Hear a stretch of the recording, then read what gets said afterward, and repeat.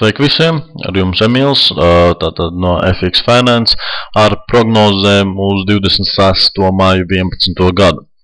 Tātad, sekojuši, mēs tad iestājāmies pārdošanās par tātad no 50. fibas. Jādara mazliet pirms viņas, tad vai nu jūs iegājāt tieši precīzi, tātad pa 41.55 vai arī mazliet pirms, tātad pa 41.50. Un tātad mūsu mērķis bija tātad, nu, teiksim tā diezgan tālu, bet tagad tad viss ir mazliet mainījies, tāpēc tātad noņemsim nost, lai netraucē mums tātad.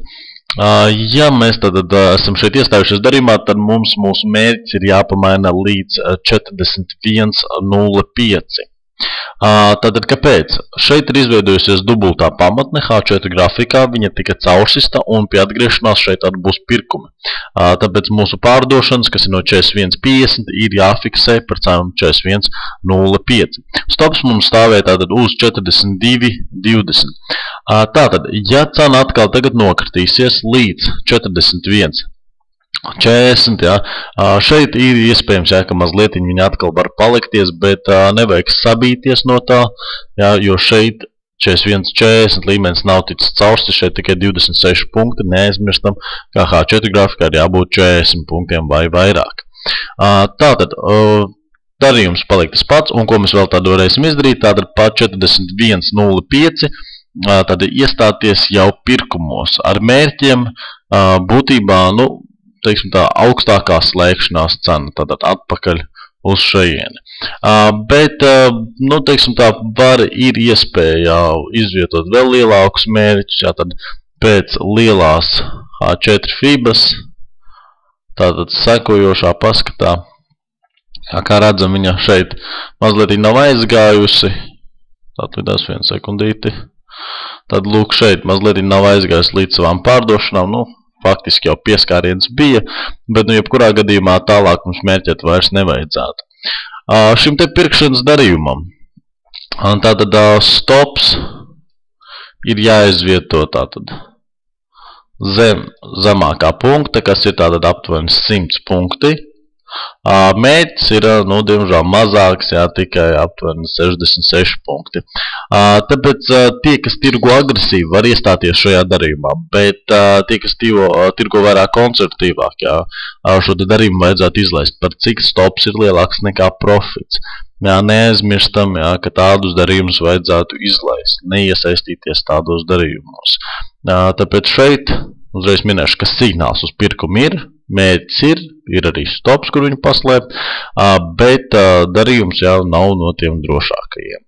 Nu, tāpēc fórumā jūs arī viņu kā signālu neatradīsim. Šeit mums vienkārši vēl joprojām saglabājas pārdošanas, tātad no 50. fibas, no 41.50, un tātad mērķiem līdz šeit dubultai pamanai, par cik šeit signāls uz pirkumiem ir, tad mums arī mūsu pārdošanas vajadzētu šeit nofiksēt, bet pirkumos mēs varam neiestāties.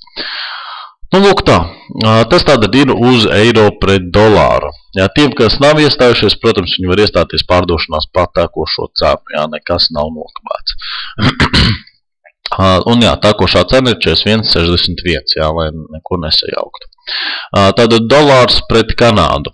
Tātad šeit mēs vēl joprojām svārstamies šajā šaurajā diapazonā, un tātad tiks caursists. Šis te atbalsta līmenis 97.67 caursists uz leju, pie atgriešanās varēsim pārdot, ja viņš tiks caursists uz augšu, pie atgriešanās varēsim tātad nopirkt. Mērķi tātad būs augstākā slēgšanās cena, vai apgriezt otrādi šeit būtu zemākā slēgšanās cena, vai caurstien dziļums, caurstien augstums, un riski tiek paslēpti tātad aiz nākošās līnijas. Ja mēs šeit pērkam, risks aiz šīs te līnijas, ja mēs šeit pārdodam, risks aiz šīs te līnijas. Tad risks būs aptuveni 50 punktu apmērā abiem darījumiem. Tātad, dolārs pret franku, tātad šeit mums ir beidzot caursists arī šis te atbalsts par cenu 87.70. esam novilkuši FIBU, un tagad tātad atgriešanās pie šī līmeņa, tad 87, tātad 70 mēs noteikti varam pārdot, šeit ir diezgan labs signāls, 38 FIBA, ir tātad horizontāls tehnisks līmenis, kurš ir diezgan, teiksim, tā glīts, ir šeit korekcijas, un šeit vairākās vietās, tāpēc šeit arī varam gaidīt atlēcienu. Un tātad mērķi ir zemākā slēgšanās cena, jeb kāds 70 punkti. Jā, stops ir jāslēpj aiz 61. FIBas, jā, tas ir aptuveni 55 punkti, 55-60 punkti. Jā, kā arī viņi paslēpti uzreiz ir arī aiz šīm te virsotnēm. Protams, pats drošākais variants ir 60 punkti stops, jā, un tātad 70 punkti mērķis. Un iestāšanās darījumā par cenu 87,70. Tālāk tātad Austrālijas dolārs. Tad šeit mēs vakar pārdevām, kā jau minēju, jūs varat pārdot vai no līnijas, vai no 50. FIBas. Ja jūs pārdevāt no līnijas, tad tagad jums darījums ir par nulēm un nevajadzētu viņu vērt ciet. Ja jūs pārdevāt no 50. FIBas, tagad jums ir neliels mīnus, jā, tad aptuveni 16 punkti, bet mēs joprojām šo te darījumu varam turēt līdz pat 23. FIBai. Tātad līdz cenai 0,5 mēs turam mūsu pārdošanas. Risks mums tika izvietots tātad aiz 61. FIBas, jā, tātad precīzi nepateikšu tagad, kāda bija tieši cena, bet tātad šis stops nav norauts, tā kā darījums vēl joprojām saglabājas.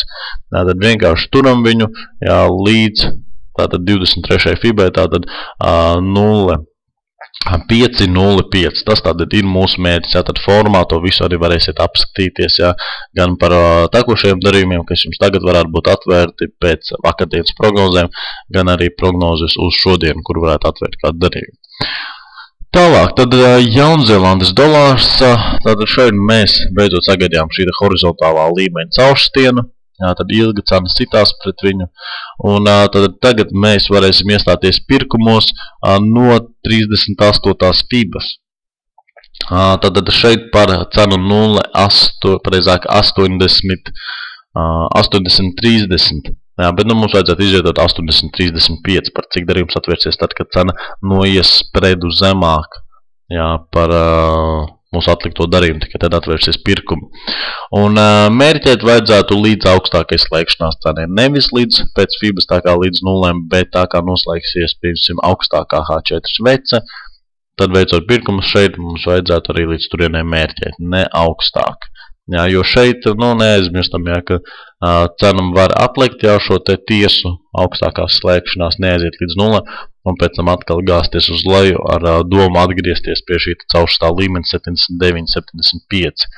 Tāpēc šeit pirkuma stops tiek paslēpts aiz 61. FIBas, tas ir tātad 60 punkti, un mērķis būs atkarīgs no tā, kā noslēgsies H4 svece, tad augstākā slēgšanās cena.